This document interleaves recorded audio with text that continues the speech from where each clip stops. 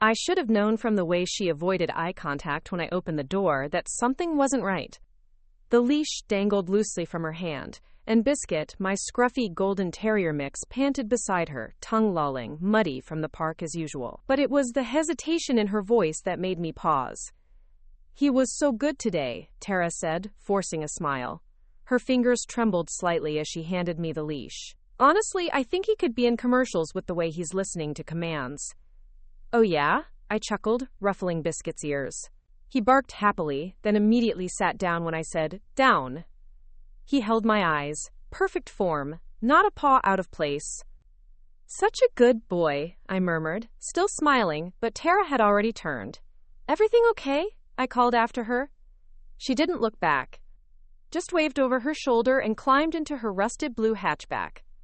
That was the first breadcrumb. I didn't know it yet, but the trail had started. I'm Cassandra Bell, 35, marketing consultant, coffee addict, dog lover, and, apparently, too trusting for my own good. Biscuit came into my life after my breakup with Marcus, a man whose greatest trick was making me think mediocrity was love. Biscuit was a rescue. Mutt. Smart as a whip. Within 3 months, he knew 10 tricks. And I wasn't talking about the basic sit and stay. He could fetch the remote. He could high-five. He could fake a sneeze on command, a party favorite. And when he was feeling cheeky, he'd roll over with a dramatic groan like a Shakespearean actor in distress. I trained him myself. Long nights, loads of patience, tons of treats. It wasn't just obedience, it was connection, bonding, love even. Which is why, when my friend Michelle tagged me in a video the next afternoon, my stomach twisted so hard it knocked the breath out of me. It was an Instagram reel, a small, cheerful account I hadn't seen before, at Wagworks Wonders, captioned, "Training success with this charming little genius. #AdoptOnShop, #Rescue Rockstars." It was Biscuit, but it wasn't my voice. It was Tara, holding a clicker, tossing treats, giving my cues. "Sneeze," she chirped, and there he went, collapsing in a coughing fit of canine drama. The comment section exploded with hearts and fire emojis. "He's so smart. You trained him yourself? Incredible! That trick is hilarious. More, please." Michelle had written, "Looks like Biscuit found a side hustle. You in on this?"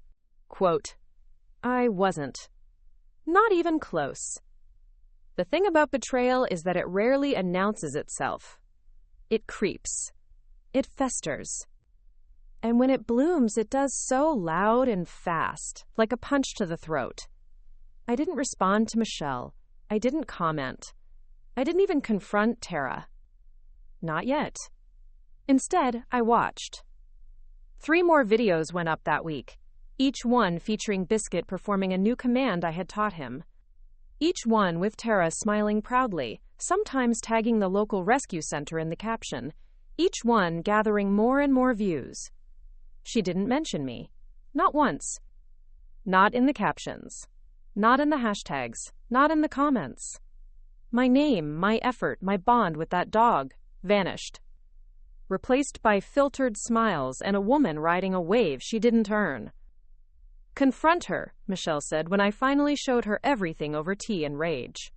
We were sitting in my kitchen, Biscuit curled up at our feet. I had a tremor in my hand I couldn't shake. "I can't yet," I whispered. "I need to know more." "More?" She tagged somewhere, a rescue center. Michelle pulled the account up on her phone. Wagworks Rescue, Eastbourne. Small outfit looks like, 10,000 followers. She must be working with them now. I took the phone from her, my eyes scanning the photos. Dogs and kennels, fundraisers, a few flyers for adoption events. And then, in a pinned post, a flyer. ***, National Canine Talent Show Qualifier, presented by Wagworks Rescue. And beneath it, in bold, Trainer Spotlight, Tara Winslow, our behavioral prodigy. Michelle whistled. Well, that's something. I was already halfway out of my chair. The rescue center was 25 minutes away. I drove in silence, jaw clenched, eyes dry. The place sat behind a low fence, next to a hardware store, with a battered trailer for an office and 6 outdoor kennels. I recognized Tara before she recognized me. She was in the middle of a demonstration, half a dozen volunteers watching her work with a tall shepherd mix named Rocky. Biscuit wasn't with her, thank God. I leaned against the fence, arms crossed, and waited. It took 10 minutes for her to glance over. Her face blanched. She stumbled over a command. The dog barked and broke focus. Tara slapped on a smile and waved me over like I hadn't just caught her stealing my life's work. Cassandra! Hi! Didn't expect to see you here. Clearly. She flushed. Volunteers shifted awkwardly. I wanted to talk to you about the videos, she said quickly, voice too bright. It was meant to be promotion for rescue animals. You know, showcasing how trainable they can be. And Biscuit was such a great model. He's not a rescue. Right, but still. I didn't respond, just stared. She broke first. Okay, look, she hissed, pulling me aside. The videos went more viral than I thought. People started asking for training sessions. Donations are up. I couldn't exactly say, oh, I didn't train him myself, could I? You could've. You should've. She looked at me like I was the crazy one. What do you want, Cassandra? Money? Credit? An apology post? I took a deep breath. I want you to stop using my dog. She flinched. He's mine. Those tricks are mine. That bond? Mine. You hijacked it. You exploited it. And now you think I'll just accept a fake apology and walk away? Tara laughed nervously. You can't exactly prove I didn't train him, not unless you want to make this messy. Oh, Tara. I was already thinking messy. 3 days later, I submitted my entry. Trainer, Cassandra Bell. Representing, self-funded, Eastbourne. Submission, advanced obedience demo with rescue dogs. Not just Biscuit. No. I would train their dogs. All of them. With their permission, of course. I'd already spoken to the rescue director, who was less than pleased to learn one of her volunteers had been bending the truth for views. I didn't out Tara completely yet, but I made it clear I wanted to showcase what real training looked like. She gave me 1 week. 1 week, 5 dogs. No familiar bonds, just raw instincts, patience, and the knowledge I had earned with every treat, every fail, every joyful bark from Biscuit. And if I pulled it off, I'd be standing on the same stage Tara thought she'd stolen. But this time, with receipts. Before we jump back in, tell us where you're from. If this story moves you, please subscribe. Tomorrow, I have a special story for you. I woke up long before the sun rose, heart hammering against my ribs like Biscuit in full sprint. My phone lay on the nightstand, notifications blinking insistently, emails from the rescue director, follow-up messages from volunteers, and one terse line from Tara. Saw you around? Good luck. I pushed aside the sheets and swung my legs off the bed. Leaning forward, I caught my reflection in the mirror.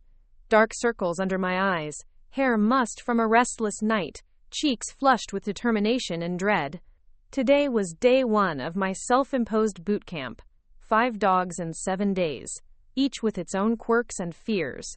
Each a stepping stone toward proving that real training transcends stolen clicks and viral views. Biscuit padded into the room, nose twitching as he sensed my tension. He sat by my side, head tilted, as if offering quiet solidarity. I scratched behind his ears, whispering, "Be patient, Biscuit. This is bigger than us." By 6 a.m. I was in the back of the rescue trailer, clipboard in hand and sports bag slung over my shoulder. The director, Marion, met me with a curt nod. "Cassandra, thanks for coming this early. The first dog is waiting." She led me past the kennels to a small exercise yard behind the trailer. There, pacing restlessly against the fence, was Luna, a pint-sized terrier mix with eyes as wild as the moon she was named for. She barked and spun, lunging at shadows. Luna's leash reactive, Marion explained. She sees other dogs and flips out. Unpredictable. I knelt, letting Luna sniff my outstretched hand. Her breath came in ragged bursts. Her tail wagged in jerky motions.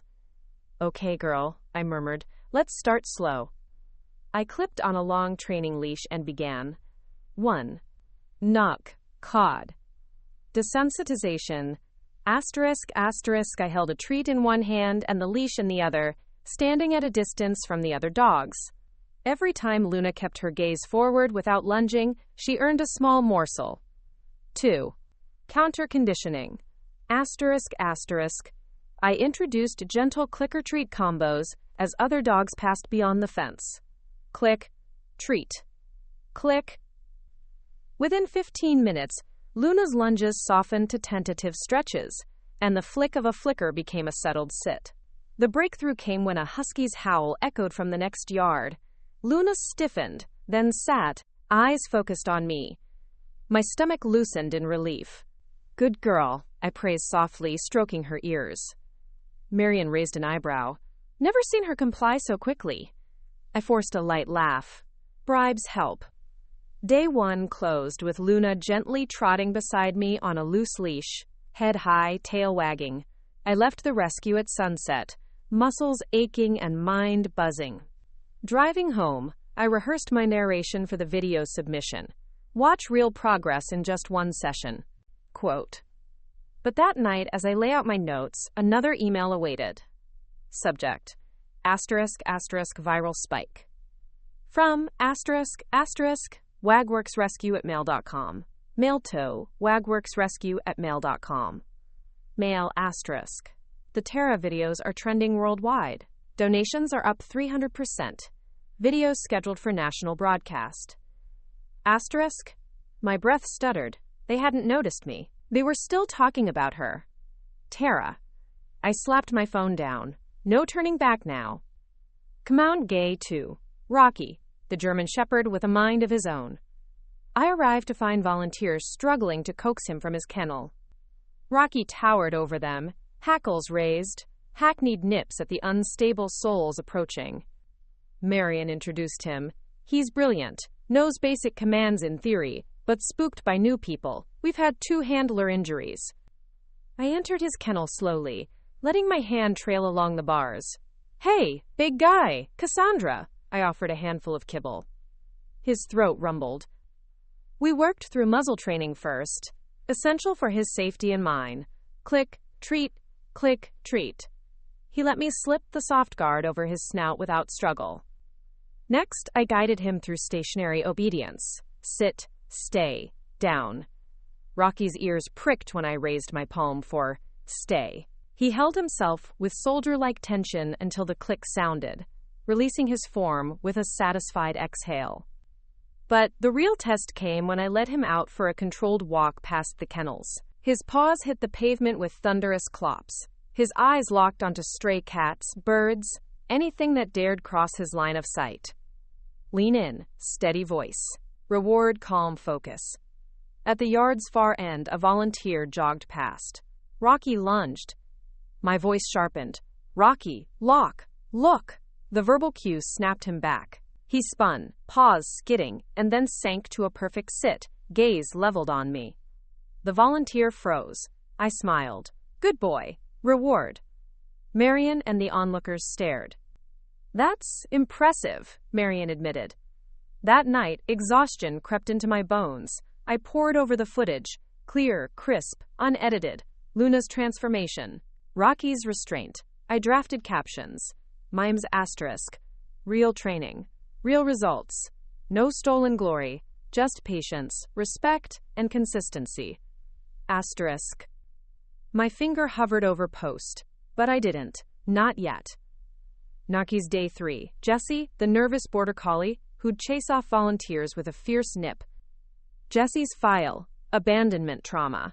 She shook her body whenever hands reached for her collar. Eyes darted. I started at a distance, tossing treats toward her bowl. 15 feet, then 10, then 5, each step rewarded. Once she nosed a treat from my palm, I dared to hold the bowl. Easy, I whispered. She froze, then dove in, gulping 3 morsels. Next, touch cue, finger extended, reward for nose tap, tap, treat, tap, treat. In a circle etched into the sand, I guided her through figure eights. She moved like a dancer, head up, body yielding. Midway through, Jessie's anxiety flared. I'd asked for a 2-second down. She froze, eyes wide, then slid into a trembling bow. It's okay, I cooed, lowering my voice. Gently, I draped my palm across her shoulders in a grounding gesture. Seconds passed. Then I talked her through it. Safe, breathing, steady, you can stay. She exhaled. I clicked entreated. That afternoon, Tara's account tagged, **, puppy progress. Watch Jessie's first sit-stay with pro trainer at Tara Winslow official. **. I felt bile rise. But Jessie's calm gaze made me steel my resolve. By the end of day 3, half the week lay behind me. I'd fallen into a rhythm. Dawn sessions, midday reviews, twilight recap with Marion.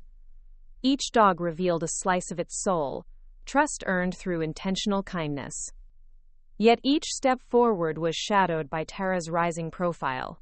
I checked her follower count, 12K, then 15K, then 20K. I closed the browser. Tomorrow, Bruno, the stubborn bulldog who refused all commands, and Cora, the terrified spaniel mix. Would they be my crowning triumph, or my undoing?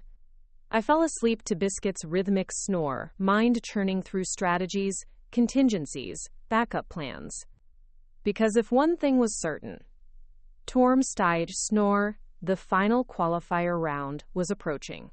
And whether I stood on that stage with my head held high or stumbled at the last hurdle depended on tomorrow's session. The morning of day 4 broke with bruised clouds and a drizzle that hung in the air like a threat. I stared out the kitchen window while my coffee brewed, watching raindrops streak down the pane, each one distorting the view like the warped lens I feared the public was now seeing Tara through, heroic, gifted, viral. Beside me, Biscuit leaned his head against my leg, sensing my nerves. I ruffled his fur and tried to keep my voice steady. Bruno and Cora today, buddy. Wish me luck. I arrived at Wagworks Rescue at 7:05 a.m., 15 minutes earlier than usual. Marion was already on the grounds, clipboard in hand, hood up against the rain. She nodded at me as I approached. Ready for the bulldozer? She asked. Let's see if I can turn him into a bulldozer that obeys voice commands. Marion chuckled dryly and pointed me toward the third kennel from the left. Bruno. Bruno was a short, wide, low-to-the-ground bulldog mix with a jaw like a wrecking ball and the temperament of an old, grumpy landlord who didn't want to be bothered before noon. He stared at me from the back of his kennel, unimpressed. I crouched. Morning, Bruno. He sneezed, then rolled over, not playfully, defiantly. With dogs like Bruno, you don't win them over with enthusiasm, you win them over with dignity, with mutual respect. I didn't try to bribe him with treats. Not at first. I sat down just inside the gate and read out loud, one of my old college textbooks on behavioral psychology. Bruno watched, occasionally grunted.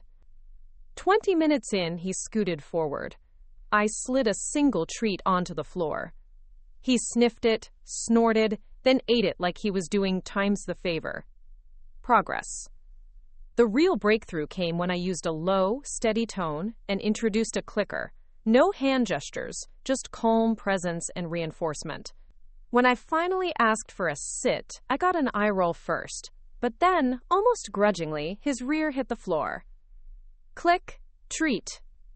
By noon, Bruno was walking on a leash without dragging me like a shopping cart. He would stop when I stopped. He even sat before crossing thresholds. I high-fived myself in the mirror of the portable office. Marion peeked in. You look smug. I am smug. Bruno sat without a bribe. She let out a low whistle. Let me know if you can teach that to our board chair. I laughed. Genuinely. For the first time in days. Then came Cora. Cora broke my heart. She was barely 20 pounds, all ribs and tangled fur and eyes like storm clouds. Marion told me she'd been found abandoned on the edge of a motorway, cowering in a cardboard box during a downpour. She didn't bark, she didn't wag, she didn't approach. She simply watched, waited, trembled. I didn't enter her kennel immediately. I sat beside it for half an hour, tossing small bits of boiled chicken through the bars, speaking softly, telling stories she couldn't understand but might find comfort in. It took 2 hours before she inched forward, one tentative paw, then another.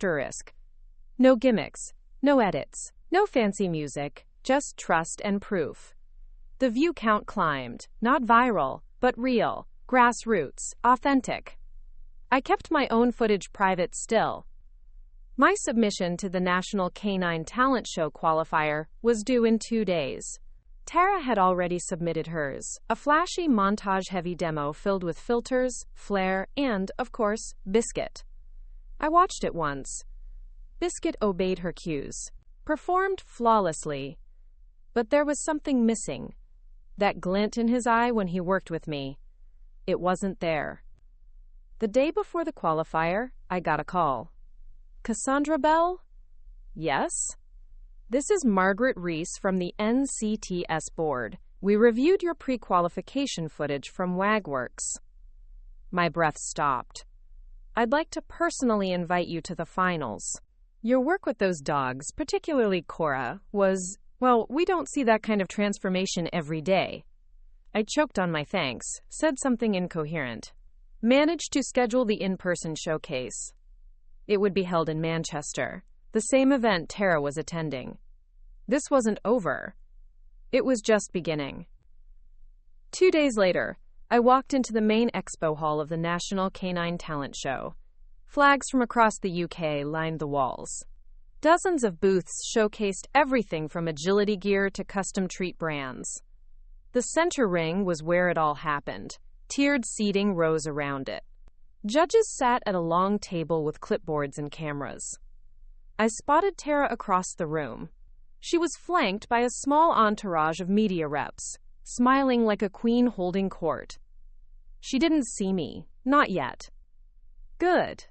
Marion met me backstage with Luna and Jessie, the 2 dogs I had chosen for the showcase. You nervous? She asked.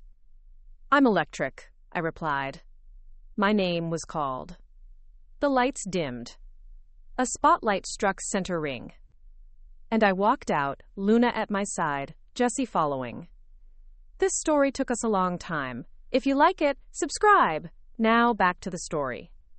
The center ring smelled like sawdust and nerves.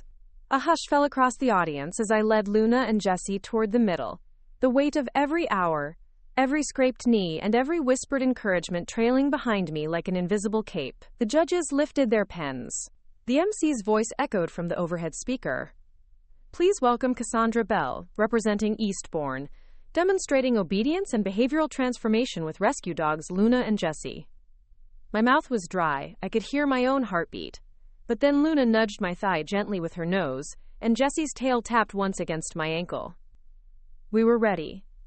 Luna, sit. She obeyed instantly, ears forward. Down. She slid smoothly into a perfect down, tail still. Leave it. I placed a small piece of sausage in front of her. Her eyes locked onto mine. She didn't move. The judges nodded slightly. Now came the hard part.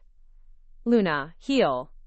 We walked a wide circle around the ring. Halfway through, I dropped the leash. She kept in sync, perfectly in line with my left foot. Her eyes flicked up to me every few steps. Then I whispered, spin. She twirled on the spot, joyful and elegant. A smattering of applause rippled through the crowd. I gave a small bow. Now let's talk about trust. Quote, I unclipped her leash fully and stepped back. Jessie's turn. Jessie was smaller, more reserved. I took the microphone offered by the attendant and spoke as we worked. When Jessie arrived at Wagworks, she wouldn't let anyone touch her. She wouldn't eat in front of humans. She was labeled untrainable. The crowd leaned in. I offered Jessie the command, figure 8. She navigated the cones with soft precision, weaving between them like silk through fingers. Then came the downstay. I stood 10 feet away. Down. Jessie folded to the floor. I walked around her in a circle. A child's ball rolled across the edge of the ring. Jessie didn't move. The judges murmured to each other. I knelt beside her. Good girl! Jessie placed her paw in my hand. The crowd applauded louder this time. But I wasn't finished. I stepped back to center and lifted the mic again. What you've just seen took 5 days. 5 dogs. Real work. Real emotion. Real trust. And no filters. I paused. Now, before I leave, I want to say something about stolen credit. The air tensed. My name wasn't on the videos that featured Biscuit. My training wasn't credited. My bond with him was presented as someone else's work. Murmurs rose from the left side of the audience. Cameras shifted. One reporter stood up. But I don't want to win this competition by tearing anyone down, I continued. I want to win it by lifting up what matters. Honesty, patience, and the magic that happens when a scared animal finally decides to trust you. The applause this time wasn't just polite, it was thunderous. As I walked out of the ring with Luna and Jessie trotting beside me, I made eye contact with Tara. Her smile was gone. Her face was blank. And I knew she'd heard every word. Backstage, I crouched with Luna and Jessie, letting them drink water and rewarding them with liver bites and kisses. Marion appeared with a wide grin and tearful eyes. You just made half the board reconsider who they thought the favorite was? I'm not here to sabotage her, I said, but my voice trembled. Marion's smile faded slightly. You don't have to. The truth is louder than a shout when it's undeniable. That evening, in the lobby of the hosting hotel, a representative from the event staff handed me an envelope. Finalist scores will be announced tomorrow, but unofficially? She winked. Your name is in the top 3. Quote, I thanked her and retreated to my room, where Biscuit greeted me at the door. Marion had brought him in earlier per my request. He licked my cheek, then dropped into my lap with a groan of contentment. Guess what? I whispered. We might have made it. Then I picked up my phone and typed a message I'd been holding back for too long. 2. Tara Winslow. Naxtman calming subject. Asterisk, the truth. Tara. Tomorrow, when they announce the results, I want you to know something. This wasn't about revenge. It was about integrity. I hope, truly, that you take a moment to reflect. Because the dogs deserve more than smoke and mirrors. They deserve respect. Good luck tomorrow. Cassie. I hit send. The next morning dawned bright and cold. I wore a navy blazer and jeans, sensible boots, and my best brave face. Marion sat beside me as the auditorium filled. The host took the stage. Cheers echoed from every corner. In third place, representing Yorkshire Valley, Canine Agility Specialist Freya Alders. Applause. In second place, representing Eastbourne, rescue rehabilitation trainer Cassandra Bell. My ears rang. People clapped. Cameras flashed. But I only heard one thing. Second. I rose, shaking slightly, and accepted the silver ribbon and certificate. Jessie barked once from backstage, as if to say, "Buckos. That's still pretty amazing, you know." Then the host continued. And in first place, representing Wagworks, obedience trainer Tara Winslow. The applause was loud, but not as loud as mine had been. She took the stage with Biscuit. My Biscuit. He performed the final trick flawlessly. But his eyes searched the crowd. And when they landed on me, his tail thumped once. Then he refused to sit on her cue. The crowd laughed politely. But I knew. So did she. Backstage, Tara cornered me near the loading dock. "You just couldn't let me have it, could you?" I stared at her. "Have what? My dog? My work? My voice?" Her face twisted. "I built that audience. I saved that center. I made people care. And you did it with a lie." She looked like she wanted to slap me. Instead, she threw down the leash. "Take him! Take your damn dog!" I scooped up the leash. Biscuit ran to me instantly, jumping up to nuzzle my chin. She stormed off. I stood there, shaking, then turned to Marion. "I think she just quit." Marion nodded. "We'll find better." The next week, I was offered a training contract by the National Canine Network. I accepted, but not for fame. For the dogs. For the stories waiting to be told without filters. Without thievery. Just the truth. 2 more great stories are next. Don't miss them. Subscribe and turn on notifications. It had only been 6 days since the competition, but it already felt like a distant world. The stage, the cheers, the tension so thick it left a mark. I kept replaying that moment in my head, Biscuit refusing to sit for Tara. That tiny act of rebellion that felt, to me, like thunder. The kind of thunder you wait a whole storm for. Now I sat in a freshly painted office above the Eastbourne Community Center's outreach wing, staring at a lease I never thought I'd sign. Now I samtage Manus Dopspel Behavioral, honest dog training and rescue partnerships.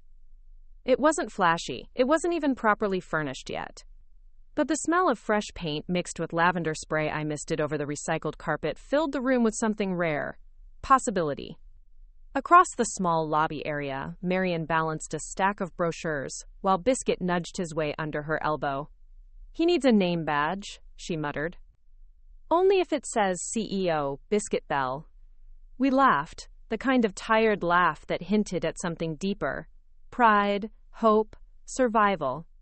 Marion lowered herself into the sagging armchair, tossing a folder onto the desk I'd inherited from the local library's equipment auction. "You ready for what's next?" she asked. I took a breath and nodded. Let's build a reputation the right way. The very next morning, a call came through the center line. "Cassandra Bell, my name's Everett Clark. I run Clarkwood Retreat and Rehabilitation Ranch up in Bristol. We saw your footage from the showcase. I wondered if you might be willing to consult." Consult. I tried to play it cool. "Of course, Mr. Clark. Tell me a little more about the situation." He sighed through the receiver. 24 dogs. Some from abusive homes, some from illegal breeders.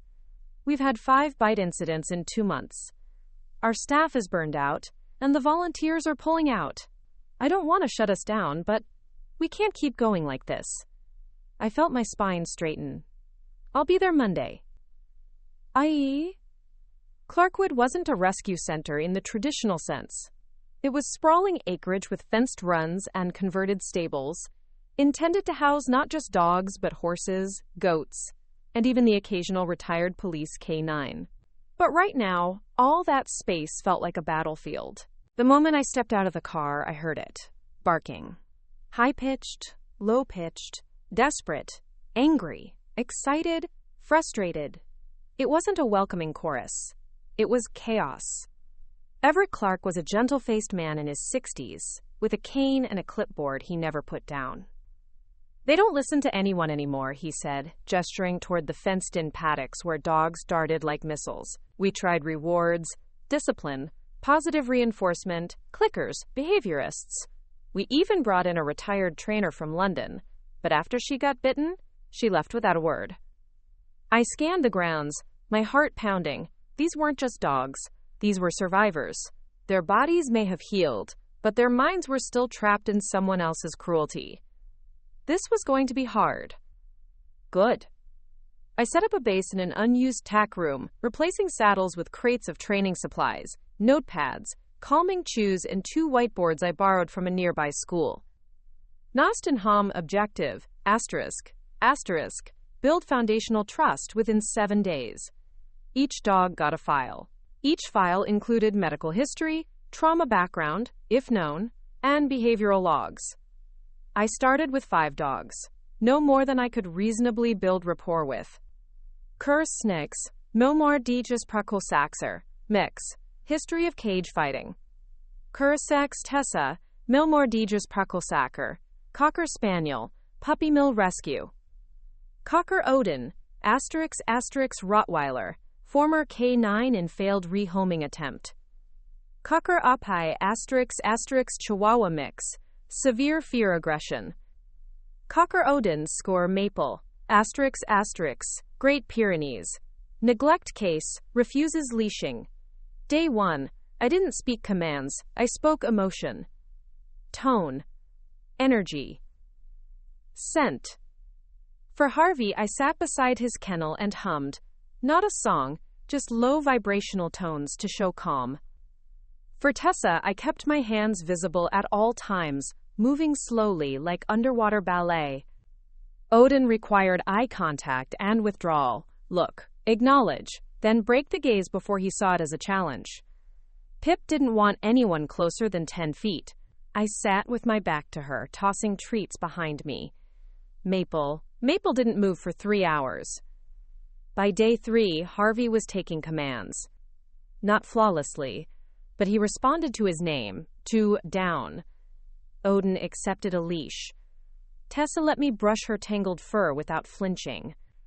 Pip came within 5 feet. Maple sniffed my shoe. Every night I recorded the changes in my journal. Tessa wagged her tail. First time. Short wag, but deliberate. Pip vocalized without showing teeth. Maple followed me along the fence, still won't let me touch her. But she tracks. That counts. Quote, I knew Everett was watching from a distance. His clipboard was never far. On day 4, a local reporter arrived. We heard you helped save Wagworks' reputation. Any thoughts on the training industry being so flooded with influencer-style trainers? I wiped sweat from my forehead. Biscuit perched loyally at my side. I think it's easy to look good in a video. It's harder to smell like dog sweat and still smile. He laughed.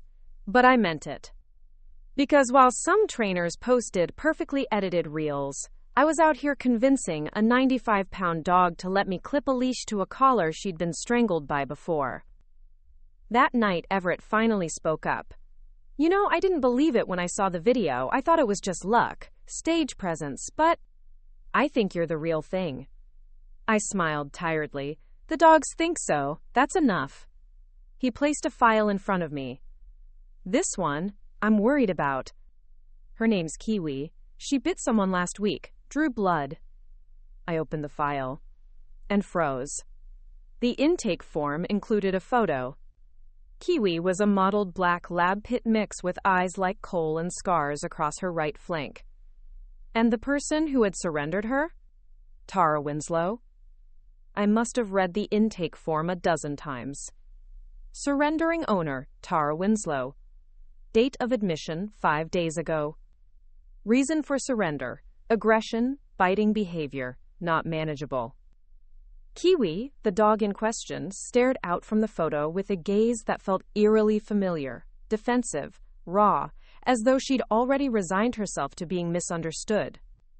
I set the folder down slowly and looked up at Everett. She dropped Kiwi here herself? He nodded. Didn't stay long, said the dog wasn't suitable for adoption and left a donation, 50 quid. I blinked. 50 pounds to wipe her hands clean. She seemed tense. You two know each other?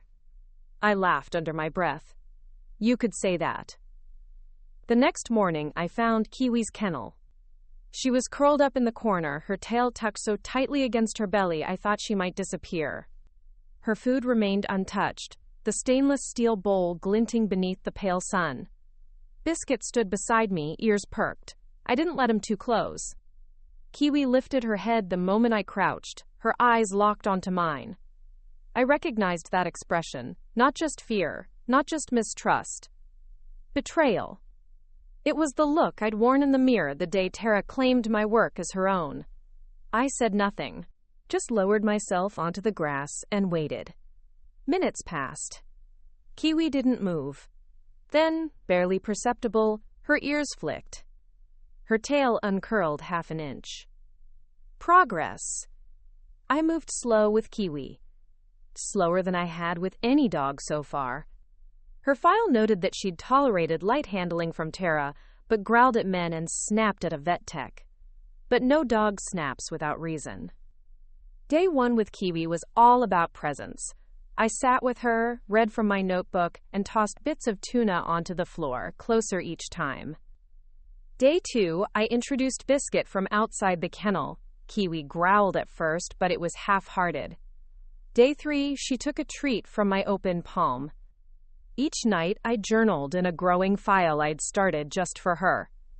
Hypas * Kiwi, high food drive, responsive to female voices, flinches at sudden movement. Trauma likely linked to prior training or physical correction. * I didn't need a name in the file to know who that prior handler had been. On day 5, I clipped a leash to Kiwi's collar for the first time. Her body stiffened, but I kept my hand loose, the tension low. Easy, girl, I murmured. No rush. We walked 2 laps around the paddock. She sniffed every corner, checked back with me once. By the 3rd lap, her pace matched mine. By sunset, she was sitting beside me outside the tack room, tongue out, tail swishing lazily over the grass. She hadn't bitten, she hadn't lunged, she hadn't failed. I didn't realize the press had caught wind of Kiwi until a reporter from the Eastbourne Chronicle called me. We received a tip. A rescue dog with a known history, rumored to have belonged to one of the NCTS competitors. Care to comment? I paused. You mean the dog that's showing rapid improvement under stable conditions? Yes, that one. Is it true she was surrendered just after the national finals? I didn't confirm, but I didn't deny it. Marion arrived that evening with a bag of supplies and a thick printout. You're going to want to see this. She handed me a packet of screenshots, online forums, Reddit threads, YouTube comments. Save cause. *. Did anyone else notice the dog in Tara's last video wasn't responding normally? *. Looks like Biscuit lost his spark. Saurus. *. That last showcase felt staged. Like the dog wasn't into it. *. Did Tara really train all those dogs? There's something off. My heart thumped. It wasn't just me anymore. The world was starting to see it too. A week later, Everett invited me into his office. Clark's willing to back your training program full-time. You'll have your own wing here. Base of operations. Full staff. I blinked. Like a real facility? He nodded. With your name on the plaque, you've earned it, Cassandra. I looked out the window where Kiwi was sunbathing beside Biscuit. Her belly was exposed. Her paws twitched in a dream. She'd come so far. But part of me still burned. Not because of Tara's theft, that wound had scabbed, but because Kiwi deserved more. The end. So I made a decision. I sent Tara a certified letter.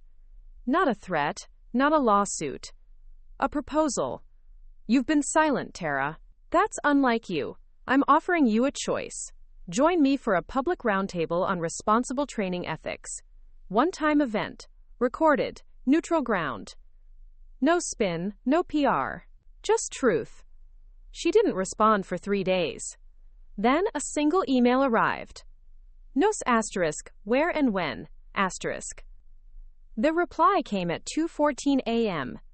Tortkurisk, subject, **re, ethics roundtable. Kortkurisk Thazomdosterisk, Tara Winslow. Kortkurisk Fraust. Kortkurisk Thazomdosterisk, Cassandra Bell. Where and when? Kortkurisk Thazomdosterisk, Cassandra Bell. 2 words. No salutation, no sign-off, no preamble. I stared at the screen for a long time. It was the first direct communication from Tara since she'd surrendered Kiwi. I could picture her sitting in some too-perfect apartment, watching her follower count fluctuate, wondering if the fallout was over, wondering if I'd be kind enough to let it pass quietly. I wouldn't. But I also wouldn't drag her through the mud. I wanted something she didn't know how to give. Accountability. 3 days later, we were seated in front of 2 cameras in a neutral conference space hosted by the Eastbourne Pet Care Coalition. There was no audience, no branding, no media frenzy, just a quiet room, 1 moderator, 2 chairs, and 2 women who had once trusted each other. I wore navy. Professional, neutral, calm. Tara wore white, the kind of structured blouse that screams curated vulnerability. The moderator, an older trainer named Walter Griggs, welcomed us. Today we're talking not about who's right or wrong, but about how trainers and the animals they care for are impacted when boundaries blur between truth and presentation. Cassandra, you requested this session. You may begin. My heart thundered. I took a breath. People see a dog do a trick, and they think it's magic, I began. They don't see the months of fear, the hours of nonverbal communication, the nights we spend crying because we pushed too hard or missed a signal. When someone presents that magic as their own, without earning it, it doesn't just hurt the human. It unravels the trust that dog built with one person. I turned slightly toward her. Tara, that's what you did with Biscuit. She didn't flinch. Her jaw tightened. I didn't expect it to go that far, she said finally. I started the videos to help the rescue. I didn't expect followers, donations, interviews. You didn't correct them either. No, she admitted. I didn't. Silence hung. Walter leaned forward. Ms. Winslow, what about Kiwi? Tara's expression cracked, just a little. I couldn't handle her, she said. She wasn't what I expected. She didn't listen. She didn't connect. And She stopped. I panicked. I gave her up before I could mess her up worse. I swallowed. She needed patience, I said, not perfection. Tara looked at me for the first time, and you gave it to her.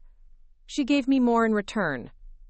The interview continued for another 30 minutes. There were no accusations, no grandstanding, just honesty, sometimes painful, sometimes restrained, but real. At the end, Walter asked one final question. What would you say to other trainers trying to navigate social media and ethics? I answered first. If you wouldn't do it without a camera in the room, don't do it at all. Tara took longer. Then quietly added, and if you didn't earn the credit, don't accept the applause. We left the room without shaking hands. But there was no hostility. Only a heavy kind of peace. The video aired on the Coalition's YouTube channel 2 days later. Comments poured in. Asterisk, this is how professionals talk it out. Asterisk. Asterisk, not sure I trust Tara still, but this was healing. Asterisk. Times asterisk, Kiwi's story deserves a documentary of its own. Asterisk, Keelane's tries K. Views climbed. Not viral, not explosive. Just steady, respectful. And for the first time, I felt something shift in the air around my name. Kiwi's progress didn't pause. In fact, it accelerated. I integrated her into group walks with Luna and Rocky. She sniffed without stiffening. She let a toddler pet her ear during a community event. And when Marion visited with a local therapy coordinator, Kiwi performed a 3-step cue in front of 15 people. Sit, stay, paw. The applause nearly startled her. But she stayed. Afterward, the coordinator approached me. She's not just adoptable, she's remarkable. Kiwi? I smiled. She's resilient. She's also the perfect candidate for our therapy outreach program. We visit schools, hospitals, trauma centers. Would you consider enrolling her? I looked down at Kiwi. Her eyes, once haunted, were now curious. She met my gaze and gave the tiniest wag. Yes, I said softly, she's ready. The next chapter for Bell Behavioral wasn't about me. It was about building something bigger. I launched a quarterly mentorship for young trainers, especially those without access to certifications or facilities. I partnered with the coalition to create a national code of ethics for trainers, operating on social media, and I recorded my own series. Not flashy, just raw footage, me, the dog, the process. Failures, frustrations, breakthroughs. Kiwi became the face of the program. In the pilot episode, she sits beside me as I explain the power of trust over tricks. She gives me her paw. And I don't cry. Not on camera. But when we're done, I hold her face in my hands and whisper, "You changed everything." She just licked my nose. 2 weeks later, I received a package. No return address. Inside was a small brass plaque. Times asterisk to Cassandra Bell. For returning my dog's light. T asterisk. I didn't need more than that. I mounted it above the door to our new facility. Where Biscuit greets every visitor. Where Kiwi rests beneath a sunbeam in the reading nook. Where stories aren't stolen. They're earned. They're shared. They're true. 2 more great stories are next. Don't miss them. Subscribe and turn on notifications. It had been a month since Kiwi joined the Therapy Dog Outreach Program, and every update I received felt like a new chapter in a redemption story we'd both needed. She'd visited 2 primary schools, 1 trauma recovery group, and had been formally requested for a weekly rotation at the Pediatric Oncology Unit in Brighton General. The little girl who once shrank from her reflection in the window now handed out hope like it was tucked in her tail. Kiwi had become more than a dog. She was a symbol. A second chance, not just for herself, but for what the world had written off. But just as her story found stability, mine took another turn. It started with a conference invitation. Subject: Keynote Proposal, British Behavioral Canine Summit, 2025 *. Dear Ems, Bell, we would be honored to have you speak as our keynote presenter. The theme, Truth in Training Beyond the Hashtag, expenses paid, full access, highlighted in all press. I reread the email in disbelief. The BBCS was a prestigious event, one I had only ever attended virtually as a silent observer. To be invited as keynote was the kind of opportunity I used to watch others receive, quietly nursing my dreams. Now they wanted me. But with one condition. Time, asterisk. We'd like you to demonstrate your work with a current case, live, asterisk. That meant choosing one of my new trainees. That meant pressure. Back at Bell Behavioral, we had a new intake, Pepper, a 2-year-old Belgian Malinois with drive, speed, intelligence, and no off switch. Pepper had been surrendered by a private security contractor who claimed she was untrainable outside mission environments. Translation: high energy, poorly socialized, dangerously overcorrected. She was gorgeous, lean and muscular, but anxious. Her default state was vibration. But something in her posture, head high, eyes alert, reminded me of Kiwi's early fire. Except this wasn't trauma-fueled fear, it was controlled chaos. Perfect for a stage demo, terrifying if it went wrong. I didn't need to think twice. I chose Pepper. Training began that afternoon. Step 1. TWI impulse control. She failed every cue the first hour. Sit? Only if I was holding 3 treats. Stay? Not even once. Down? Not a chance. But she wanted to engage. That was her saving grace. Every time I moved, her head tracked. Every sound, she responded. Not always the right way, but she was listening. That was something to build on. Day 2. 2. Recurventral focus drills. I set up a long line. Introduced simple eye contact games. Look. The first 10 minutes, she looked everywhere but at me. Then she blinked. Then she stared at my forehead. Finally, she locked eyes for 2 seconds. I exploded with praise and a jackpot of rewards. By the end of the session, she was holding eye contact for 5 seconds. That night, I cried a little. Not because she'd learned fast, but because she'd chosen to trust me. Week 1 became week 2. We tackled obstacle confidence, noise sensitivity, target recall. By the end of 14 days, Pepper was responding to 5 new verbal cues, had a consistent heel pattern, and was leash manners certified by Marion herself. But the real test came during the dress rehearsal. The BBCS arena wasn't enormous, but it was enclosed, with seating for about 500 trainers, handlers, industry pros, and press. The stage space had a 10-meter central path with designated cue zones. I stood beside it during the tech run, Pepper sitting at my left. She trembled, not with fear, but anticipation. I whispered the cues. "Pepper, place." She bolted forward, landed on the mat, turned, and sat. "Pepper, stay." I walked the entire ring. She didn't move. I clicked. She released. She returned. Walter Griggs, now a personal mentor of mine, clapped softly from the side. "You two look solid." I smiled. "We've worked hard." He stepped closer. "You know Tara's speaking too, right?" My smile faltered. She was invited for a panel on social media transformation. Different room, different slot. But expect cameras. I nodded. "That's fine. She has her story. I have mine." And I had Pepper. The day of the keynote arrived, with all the usual chaos. Schedule changes, audio checks, wardrobe malfunctions. I wore a simple black blazer over a slate blouse, no jewelry, my hair in a neat low bun. I wanted nothing distracting from the message. The arena filled slowly.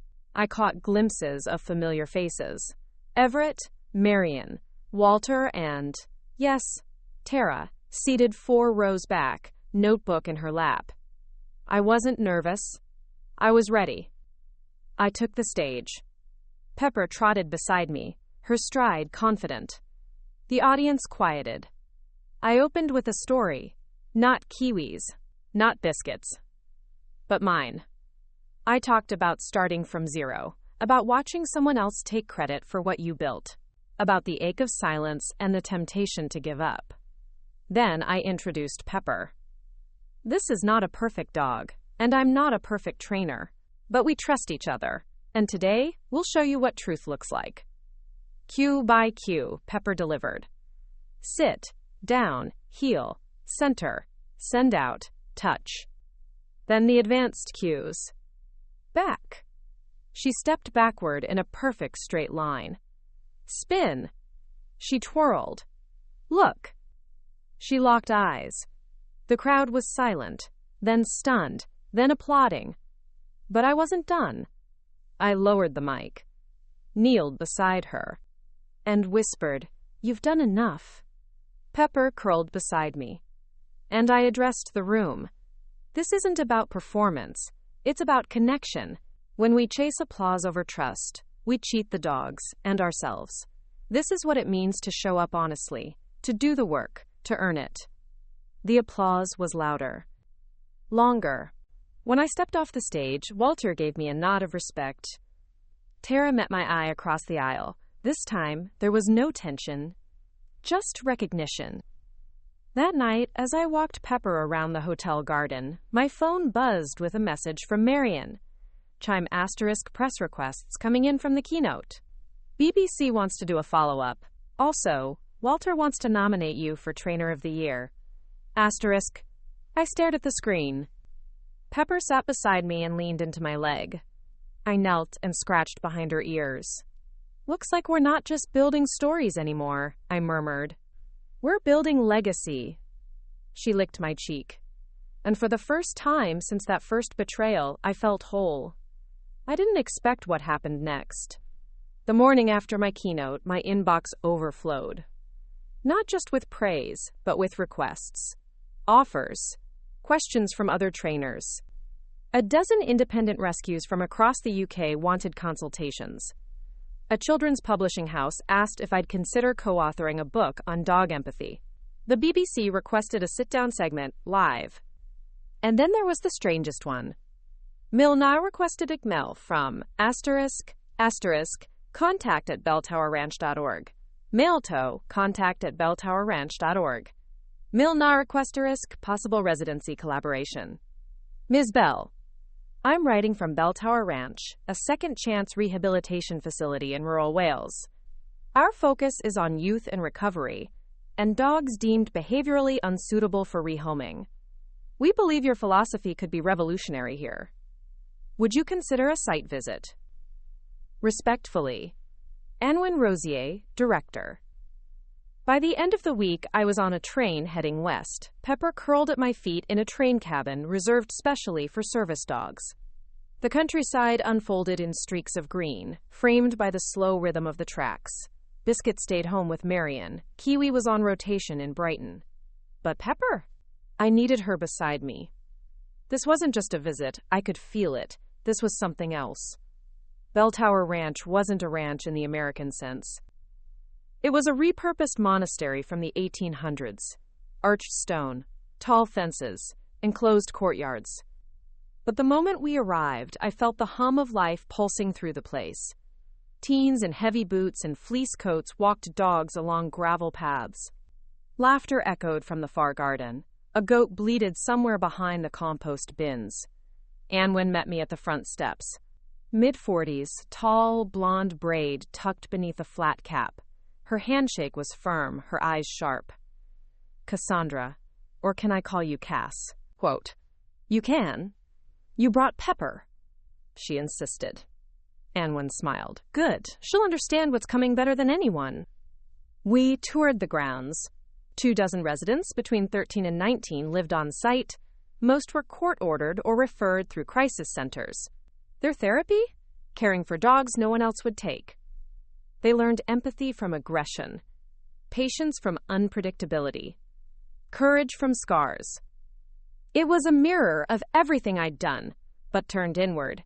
Here, the healing happened on both ends of the leash. Anwen led me to a low stone building on the far end of the compound.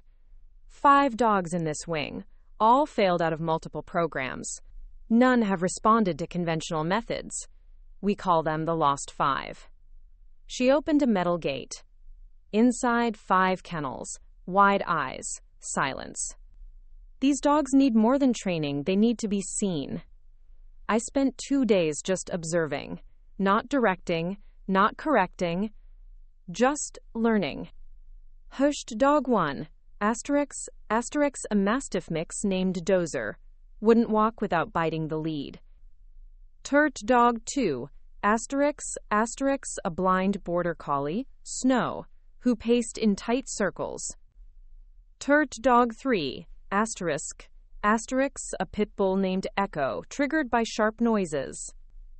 Turt dog 4, Asterisk, a feral shepherd cross called V, who hadn't made eye contact in months. Turt dog 5, Asterix, a skeletal greyhound named Chapel, who slept 20 hours a day and shook through the other 4. By day 3, I approached Anwen. Let me try something with the residents. She nodded, and we began. The first teen I worked with was a boy named Ray's, 16. Arrested twice for theft, didn't talk much.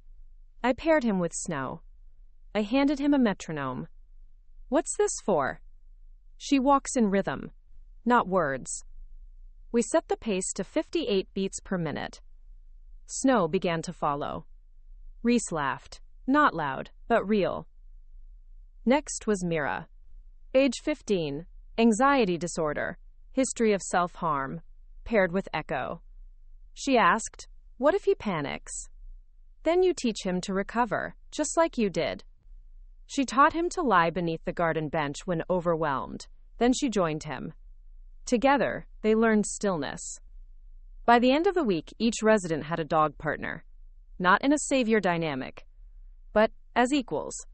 Dozer stopped biting the lead. V made eye contact with a girl named Neve. Chapel let me clip a bandana around his neck. We filmed nothing. We posted nothing. We just lived it. On my last day, Anwen walked with me through the orchard path. "You've got something we haven't seen before," she said. "A way of making the unseen visible." I stopped. She turned. "I want you to design a program. Ongoing. Not a one-time visit. Name it. Build it. We'll fund it." I blinked. "Like a residency?" "More. A legacy. Your way. Your methods. Your imprint. On every dog. Every kid." I sat on a stone wall and exhaled. Could I take it on? Could I be split between Bell Behavioral and Bell Tower? Pepper trotted to my side and dropped a stick in my lap. She looked at me with those same fire-fed eyes. And I knew, yes, we could do this.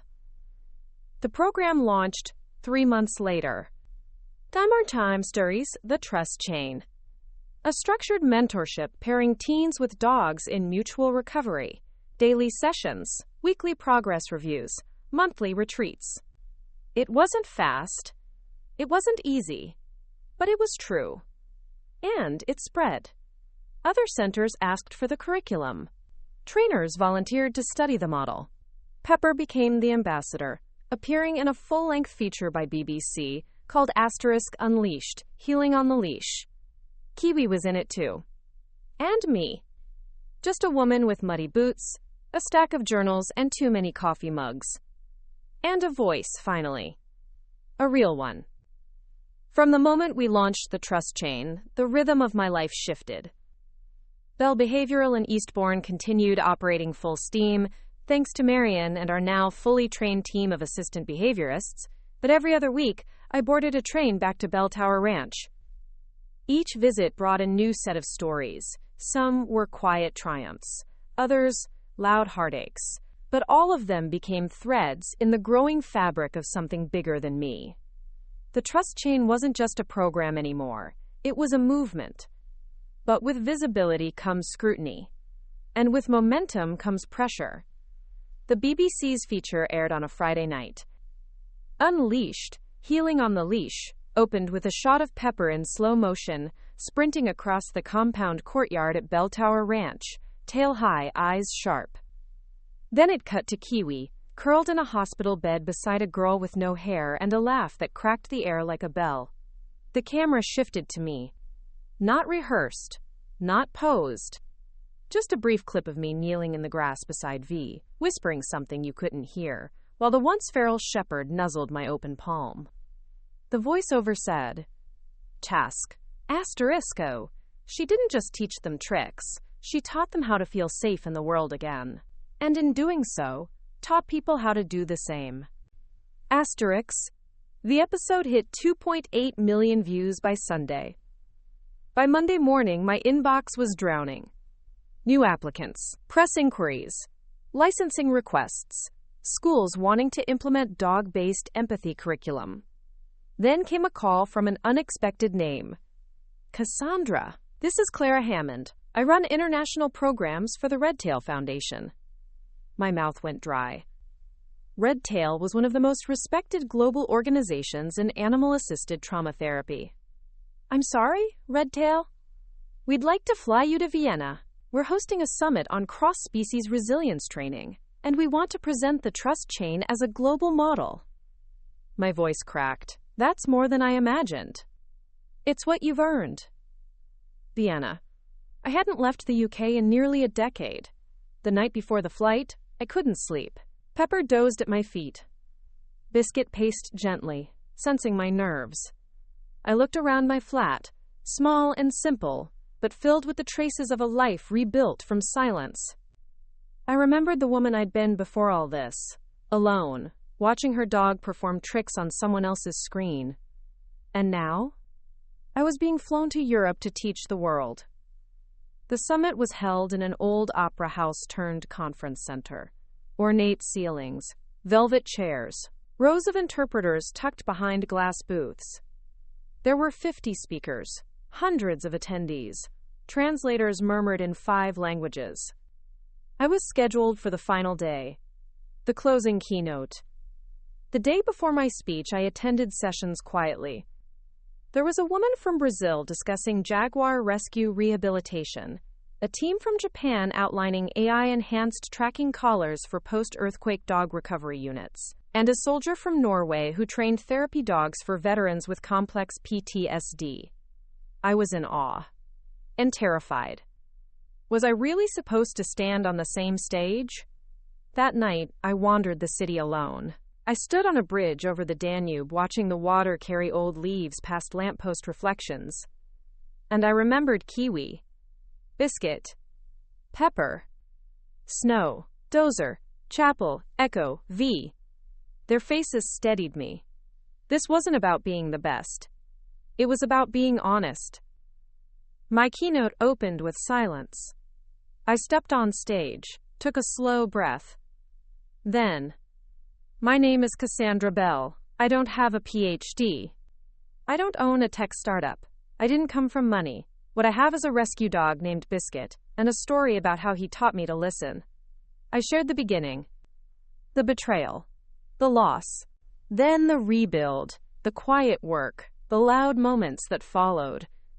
I showed clips, not flashy ones, raw ones. Pepper on day one, nearly pulling my arm off. Kiwi trembling in a corner.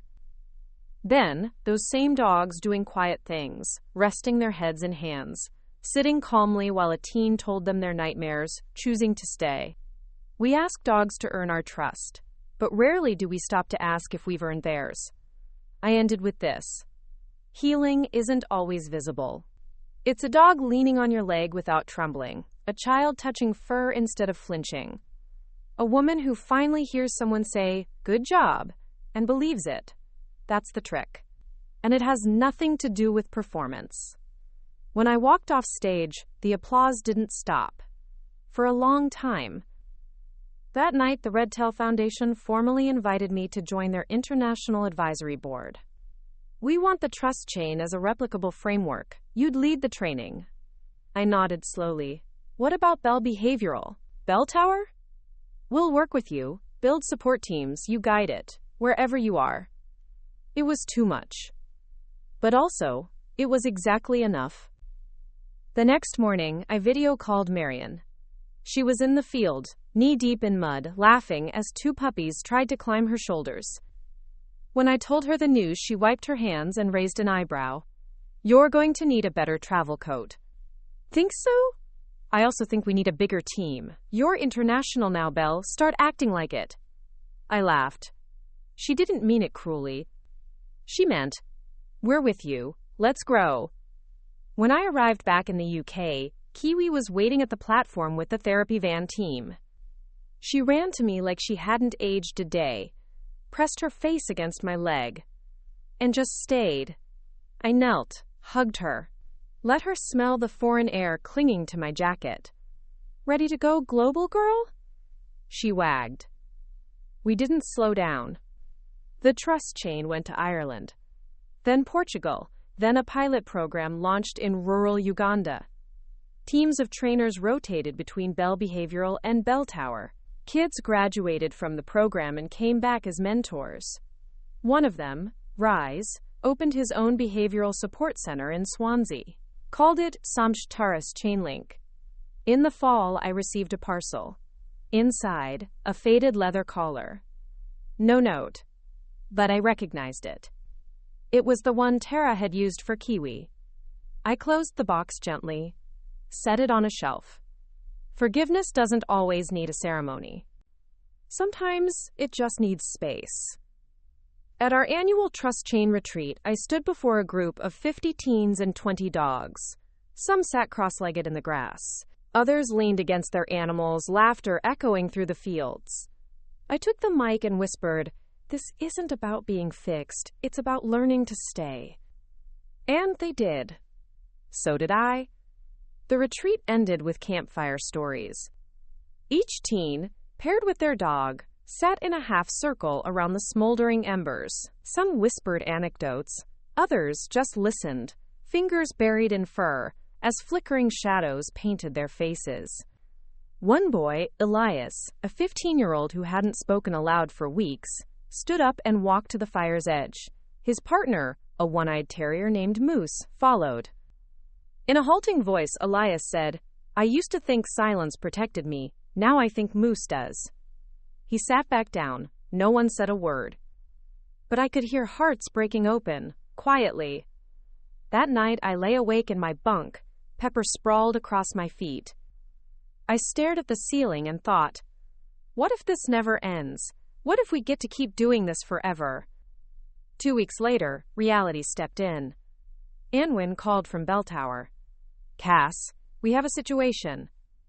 A shipment of rescue dogs, intercepted from a failed breeder in France, had arrived earlier than expected. 15 dogs, 3 severely underweight, 2 with aggression flags, and 1, a black Ridgeback mix, refusing food or water. I canceled my scheduled talk in Manchester, packed my bag, and drove overnight. When I arrived, the courtyard was buzzing. Volunteers unloaded crates. Vet techs cataloged intake notes. Teen residents stood ready, eager but unsure. Anwin met me at the gate, arms crossed, exhaustion on her face. "We've named the Ridgeback Sable. She won't let anyone near her." "Anyone?" "Not even me." I walked to her enclosure slowly. The crate sat in isolation beneath a pop-up canopy. Inside, a skeletal frame, matted fur, eyes like coal. Sable didn't growl. She didn't whine. She just watched. I sat beside her crate. Didn't speak. Didn't move. Waited. An hour passed. Then another. Just before dusk, she looked away first. I whispered, "Thank you." Over the next 4 days, Sable became my entire world.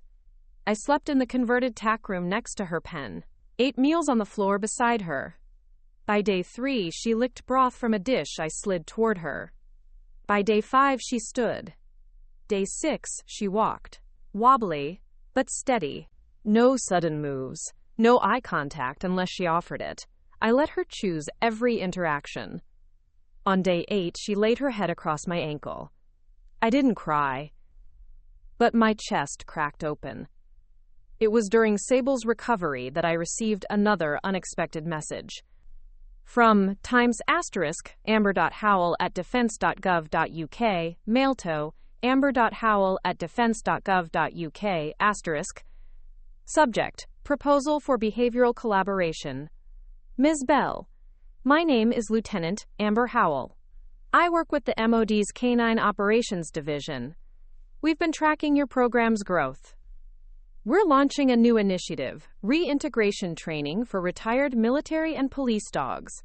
Many return with psychological scars that mimic PTSD. We'd like your help. Specifically, we'd like to pilot your trust chain model with a group of 3 incoming canines, each with confirmed trauma triggers. Would you consider a consultation? I drove to the base 2 days later. Lieutenant Howell met me at the gate. Fit, short-cropped hair, no-nonsense gait. But her eyes held warmth and grief. She escorted me to a low-security hangar retrofitted into a canine dormitory. Inside, rows of kennels, concrete floors, sanitized air. 3 dogs waited in the back corner. Tortoise Bravo, ***, a sable German shepherd with a torn ear and constant pacing behavior. Tortoise Bravo, ***, a chocolate lab, eyes wide, flinching at every noise. Havoc ***, a Belgian Malinois with a 1,000-yard stare and deep bite history. I said nothing, just watched. Then I turned to Amber. I'll do it, but only if we use civilian space. Neutral ground, no uniforms, no commands, just trust. She nodded. Done. We moved the dogs to Bell Behavioral's northern site, a farmstead we'd leased last year for intensive training retreats. Each dog received a journal. Each handler signed a non-enforcement agreement. No discipline, only observation. Bravo responded first. He liked structure, predictable routines, clean boundaries. Within 4 days, he learned to ask for space by tapping a paw twice against the floor. Kilo was slower. Every sound sent him under his cot. I paired him with soft music. Eventually, a volunteer named Theo started reading aloud beside him. By day 10, Kilo emerged for full sentences. Havoc. Havoc was the hardest. He refused food if anyone watched. He wouldn't accept toys. He chewed through 3 blankets. Then, on day 12, it happened. A single moment. Theo dropped a brush outside the pen. The clatter echoed. Havoc tensed, but instead of lunging, he looked at me. Looked. Not past, not through. At. Recognition. Mink. We published a full report for the MOD titled ***, Translating Trust, Post-Operational Canine Decompression Through Emotional Mirroring. The data was clear. Reduced cortisol levels. Increased voluntary engagement. 0 bites. The MOD extended funding for a full unit program. Havoc's photo now hangs in the main hallway at Bell Behavioral North, beneath the caption, **He stayed, so can you**. At the Trust Chain annual conference, I shared the results. The audience included teens, trainers, policymakers, and dog lovers from 17 countries. I showed a video of Bravo walking beside a wheelchair user. Kilo nose-tapping a toddler's hand. Havoc lying on his back while a group of interns tied a therapy bandana around his neck. The applause was thunderous. And afterward, a girl approached me. Her name was Jo. 13, nervous, quiet. She held a scrap of paper. "This is for you." It read, ****. Dear Cassandra, I used to think I was a bad kid because I got angry all the time. Then I met a dog who got angry too. And now I think we're both just trying to feel safe. Thank you. ***. She didn't wait for a reply. She just hugged me, then ran. I stood there, stunned, the note shaking in my hand. And I knew this wasn't about dogs anymore. This was about healing. All of us. Together. It started with a storm. Not the kind outside, but the kind that builds slowly in headlines and inboxes. Dark clouds gathering, algorithms stirring the wind. The week after the Trust Chain conference, the video of Bravo, Kilo, and Havoc's progress went unexpectedly viral. Millions of views, thousands of comments, international reposts, hashtags we never started, Namatayat #trust not trauma, Namatayat #belldogs, Namatayat. Even celebrities shared it. A pop star added a duet over the footage of Kilo licking a child's hand. An athlete tweeted, "These dogs are tougher than I am." It was beautiful. Until it wasn't. An influencer with 2 million followers, known for flashy obedience tutorials and shock collar endorsements, posted a reaction video. "Let's get real," she said. "That trauma-healing dog who lay still while they tied a bandana around him, that's learned helplessness, not training." She smirked. "The Bell method is good branding, but it's not good science." The comments exploded. Support. Hate. Questions. Dog trainers debated. Critics dissected every clip. A journalist published a think piece titled **When Empathy Becomes Exploitation: The Ethics of Viral Recovery." I didn't respond at first. I just sat with Pepper beside the orchard wall at Bell Tower, watching the leaves turn gold. Then I turned to her. "Do you think we should say something?" She blinked. I took that as a yes. Blank. We didn't respond with fire. We responded with a documentary. It wasn't planned. It wasn't sleek. We called it ***, Proof of Life. ***. We followed 10 dogs, each from intake to integration. Dozer walking without fear. Kiwi's therapy visits. Havoc flinching, and then choosing not to. We left the mistakes in, the regression days, the frustration, the hours when dogs wouldn't eat or teens broke down and didn't show up. We showed process, not product. And when it launched, something extraordinary happened. People started sending their their snot footage. Clips from shelters in Italy, rehab centers in India, schools in Canada. Dogs gently laying their heads on laps. Children reading aloud to trembling mutts. A note came with one of the clips. Times asterisk, we didn't know what to call it. Now we do. The trust chain saved us too. Asterisk. That week, the UK Department of Education called. They wanted to trial an empathy-based animal interaction curriculum in 10 schools. I said yes. Then I called Marion. You're gonna hate me. I'm already sharpening my clipboard. Bell Behavioral needs a school unit, Bell Tower needs a curriculum hub, and we need a full-time documentary crew. Marion sighed. So, same old Monday? We laughed. But it was true. The world wasn't just asking for help. It was asking for structure. We built it. Within 3 months. Times, a satellite office opened in London for government partnerships. Times, the Bell Tower Curriculum Unit launched a 200-page manual. Times, the Trust Chain Digital Network onboarded 38 international trainers. Then came an invitation from UNICEF. They wanted a partnership to develop a trauma-informed canine support model for refugee children. Pilot in northern Greece, the email said. Funding secured. We just need your team. I stared at the screen. Then called Marion again. Still sharpening?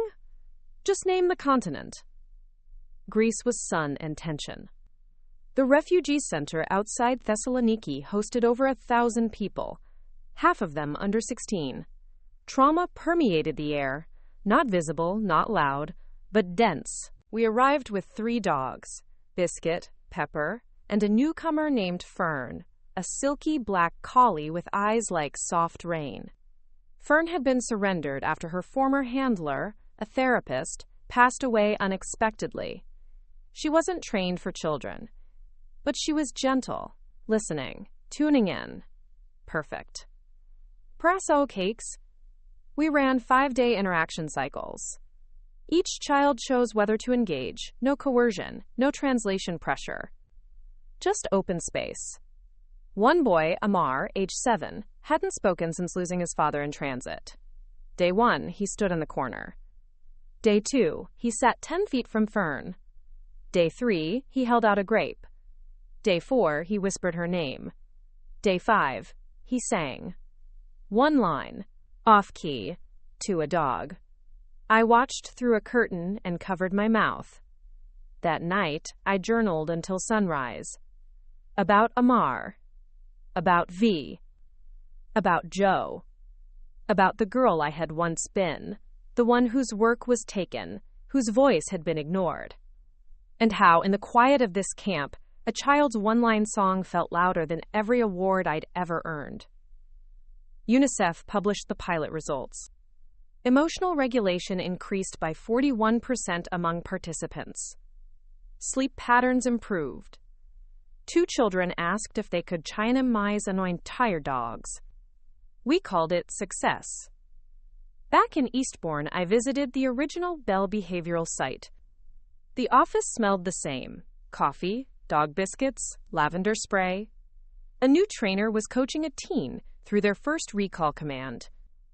Kiwi was curled on her blanket. Biscuit snored beneath the desk. I sat in my old chair and wept. Not because I missed it, but because I didn't. Because I trusted them to carry it forward. Marion found me an hour later. You're not staying, are you? I can't. She sat beside me. Where are you going? I looked out the window. Wherever the next dog is.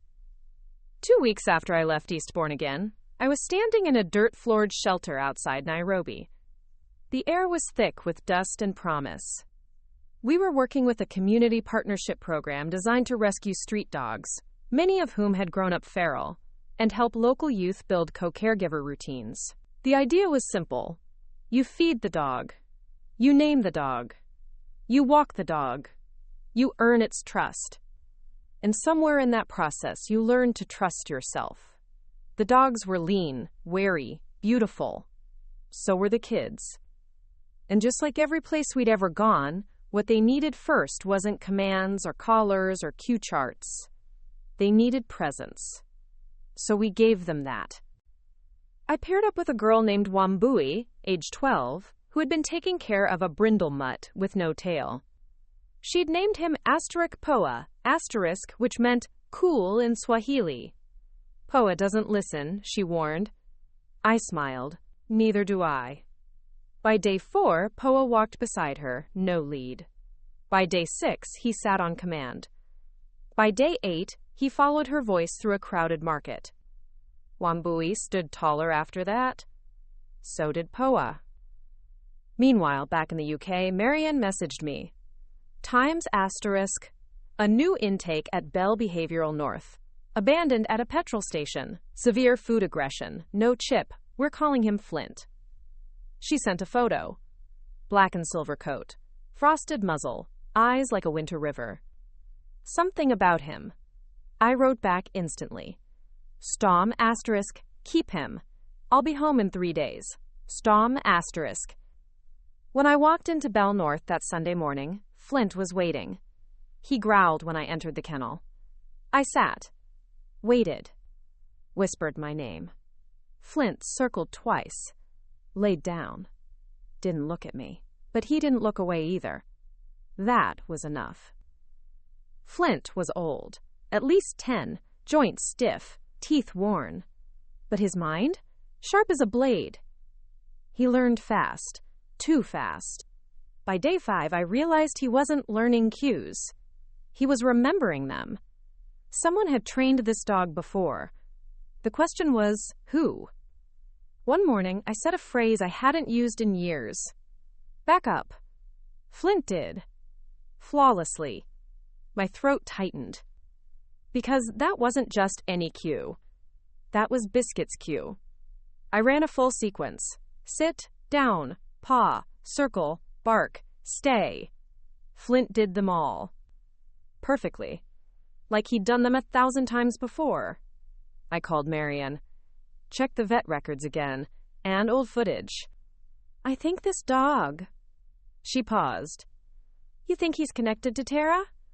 I think he's Tara's. 2 days later, we had confirmation. A tattoo ID embedded in the inner thigh. Flint was registered to an old training academy once owned by Tara's mentor. A kennel that had shut down 3 years earlier. Which meant Flint had been passed around, trainer to trainer, until he was no longer useful. Until he was disposable. Until we found him. I didn't call Tara. But I wrote a letter. I never sent it. Instead, I sat with Flint on the hill behind Bell North and read it aloud. Dear T, we found one you left behind. I don't think it was on purpose, but that doesn't make it better. He's not just surviving, he's remembering. He remembers everything. And now, so do I. Quote, Flint put his paw on my lap. I didn't cry. But I held him for a long time. He lived another 11 months. Long enough to join 3 training circles, mentor 8 teens, and visit 2 hospice centers.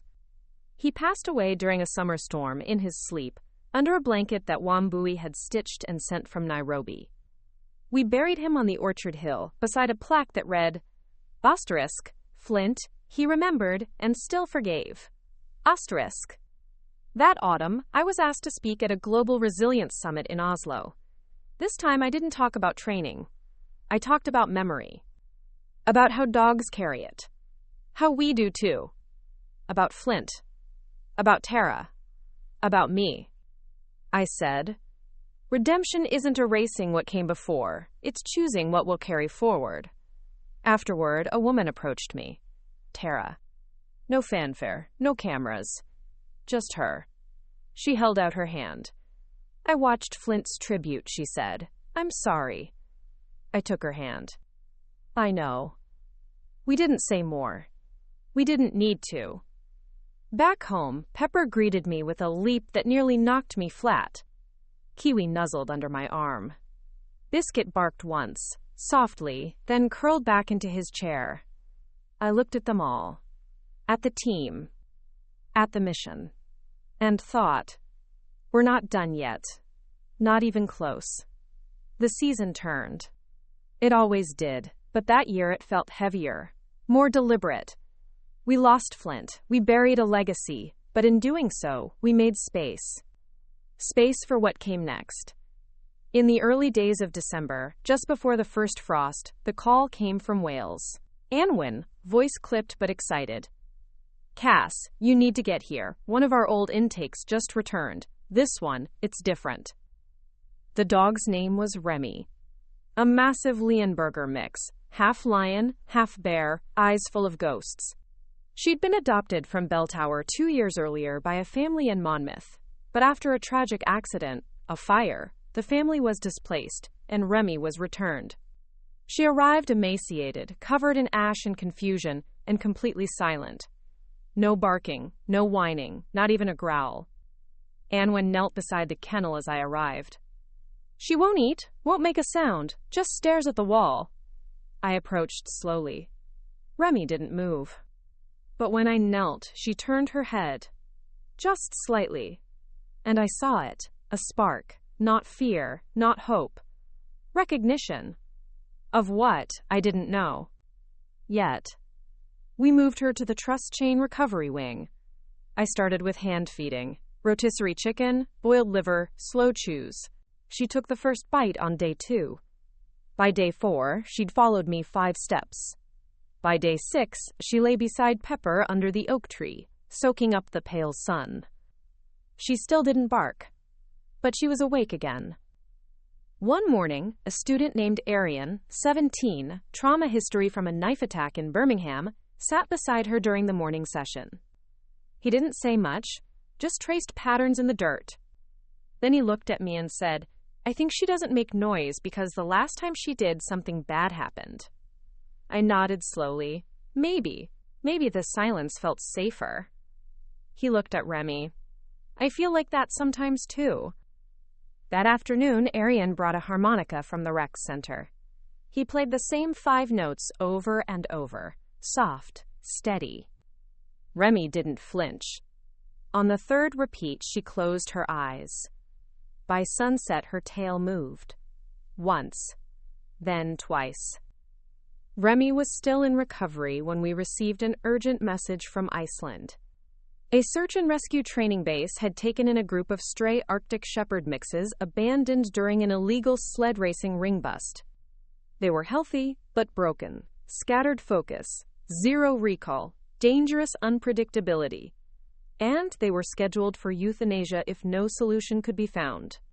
I didn't hesitate. We packed a team. Me, Marion, Pepper, and 2 trainees from our most recent mentorship cohort. Remy stayed. With Arian, Reykjavik was biting cold. The shelter was colder. 6 dogs, each with names scratched into ID tags made from bottle caps. Torres Bitey's Storm, Ice, Vex, Ember, Ghost, Rune, Dallas. They had the build of wolves and the eyes of survivors. We started with the oldest, Storm. She refused eye contact, wouldn't eat. I sat outside her pen. For hours. It was Ghost who broke the silence. A jet-colored male with a twisted paw and an eerie calm. He approached Marion. Laid down. She whispered, You want a name that means more? He tilted his head. She smiled. Then let's start over. We worked in layers. No commands. Just cues. Whistles. Eye glances. Foot placement. Day after day, we watched for one sign only. The choice to stay. Storm gave it first. Then Ember. Then Rune. Ghost followed a week later. Vex took longer. But eventually he too stopped pacing. We didn't save them all. Ice, a pale female with unmatched aggression, was transferred to a sanctuary. Her progress was slower, but even there, a volunteer emailed us 2 months later with a photo. Ice, curled in a bed of straw, asleep beside a sheep. Small miracles. When I returned to the UK, Arian met me at the train. Remy was beside him. She barked. Just once. The sound echoed like a bell. Everyone in the station turned. Arian grinned. I dropped to my knees. Good girl, I whispered, voice breaking. You came back. The next morning, I added her photo to our alumni wall. Remy, seated tall beside Arian, a single note of music drawn behind them on the chalkboard. Twirl, asterisk, every silence ends when trust begins. Asterisk. Men's. UNESCO called in January. They wanted to include the trust chain in their 2030 Global Education and Empathy Initiative. It would mean translation, regulation, audits, but also permanence. I said yes. Then took the long way home. Walked the orchard hill where Flint rested. Told him about Remy, about Storm, about Arian, and about how we weren't done. Because some legacies don't end. They ripple. And we follow. The orchard was quiet that morning. Remy sat beside me, her massive head resting against my knee, as if she too was listening for something unspoken. The plaque beneath Flint's name had started to tarnish, the way all medals do when exposed to truth and time. I reached forward and polished it with the sleeve of my coat, not because it needed to shine, but because he did. Behind us, the ranch stirred. Children's laughter bounced across the hill. The crack of tennis balls smacking against dirt. The squeal of a startled puppy discovering grass for the first time. This was what it had become. More than rescue. More than recovery. A movement with roots and rhythm. The trust chain wasn't mine anymore. It belonged to all of us. That winter, we reached 100 full-time partner programs. 23 countries. 5 languages. The bell symbol painted onto barn walls, stenciled onto school gates, etched into collars, had become shorthand for one thing. You can stay. The final step came quietly. A letter from the Crown. An offer of OBE.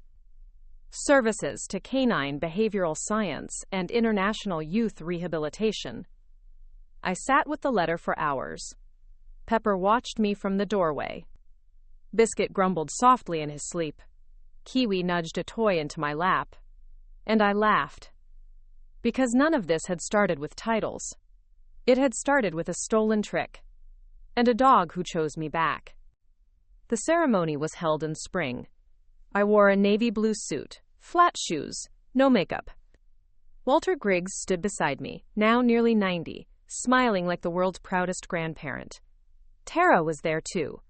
Quiet, present, applauding from the third row. When the ribbon was pinned to my lapel, I didn't hear the anthem. I heard barking. Dozens of dogs waiting at home. Each one who'd carried a piece of this story. Each one who'd healed us too. The next week, I wrote something I never thought I'd write. A letter.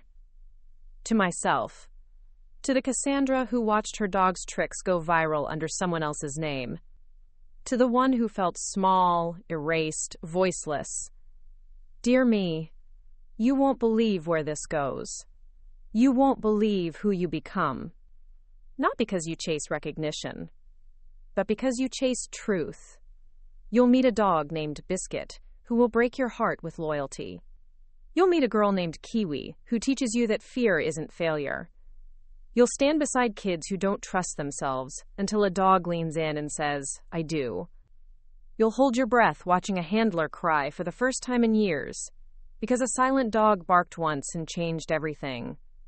You'll build a movement, not through flash, but through staying. You'll earn it. Every inch. And one day, they'll try to thank you. But you'll already have all the thanks you need, because a dog will place their head on your chest and exhale. Love. You. I framed that letter. Hung it on the wall of the new Trust Chain International headquarters in Brighton. Right above the volunteer sign-in board. Below it, a quote. Times asterisk. We don't train dogs. We translate hope. Asterisk. Tain nults. The final scene came quietly. It always does. One evening, just as the sun dipped behind the hill, I walked out to the orchard with a puppy in my arms. Her name was Belle, a husky mix, orphaned, shy. We sat together beneath Flint's tree.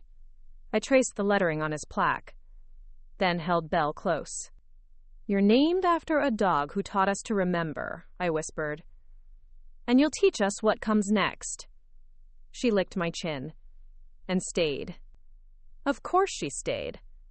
2 more great stories are next. Don't miss them. Subscribe and turn on notifications.